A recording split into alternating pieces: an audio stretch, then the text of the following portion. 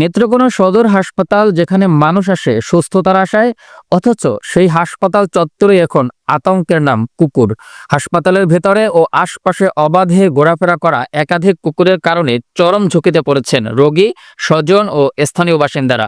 স্থানীয়দের অভিযোগ, দীর্ঘদিন ধরেই হাসপাতাল এলাকার কুকুরের উপদ্রব থাকলেও কর্তৃপক্ষ কার্যকর কোনো ব্যবস্থা নেয়নি।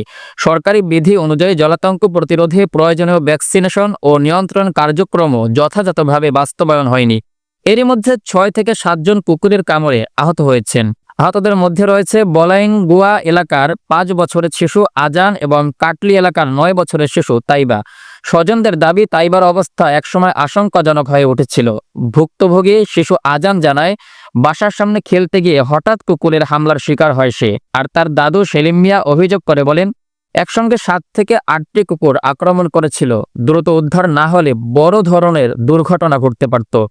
তাইবার মা মুন্নি আক্তার জানান, মাদ্রাসায় যাওয়ার পথে 5 থেকে 6টি কুকুর মিলে তার মেয়েকে কামড়ায়। শরীর জুড়ে অসংখ্য ক্ষত নিয়ে সদর হাসপাতালে চিকিৎসা করাতে হয়। তিনি দ্রুত প্রশাসনিক হস্তক্ষেপ দাবি করেন।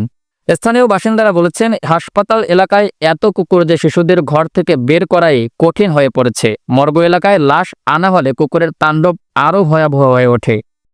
বাড়িতে আমার নাতি এই জায়গায় খেললে, বুঝছো, খেললে ফট করিয়া কুকুর আমার নাতি 1-2 জন পোলাপান নিয়ে খেলতেছে, আয়া ফট করিয়া 7-8টা কুকুরে বেড দিয়ে দৌড়ে ফেলছে। দৌড়িয়া দিয়ে দিয়েছে কামড় দেওয়ার পরে আমরা সবাই এলাকাবাসী যারা আছে সবাই আমার বইনে ধরছে, ধরার পরে আমার বইনেরও ধরতেছে।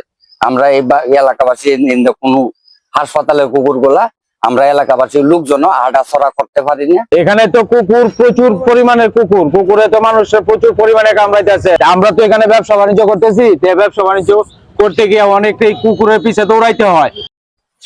আমার মেয়ে সকালে মাদ্রাসায় যাইতেছিল, তখন 5-6টা কুকুরে মিললে আমার মেয়ের মনে হয় 40-50টার মতো কামড় দিচ্ছে। এখন সার্জারি সদর হসপিটালে রাখিয়ে চিকিৎসা করে এখন 5 দিন পর তার অ্যান্টিবায়োটিক সবকিছু দেয়া, তার বাসায় আপাতত নিয়ে আসি, তার ট্রিটমেন্ট চলতেছে।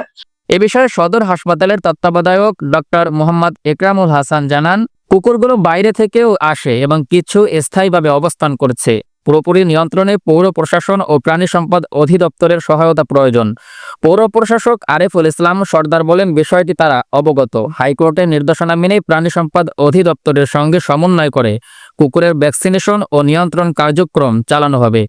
এলাকাবাসীর প্রশ্ন, হাসপাতালের মতো সংবেদনশীল এলাকায় এই আতঙ্ক কবে বন্ধ হবে? দ্রুত কার্যকর ব্যবস্থা না নিলে পরিস্থিতি আরও ভয়াবহ রূপ নিতে পারে।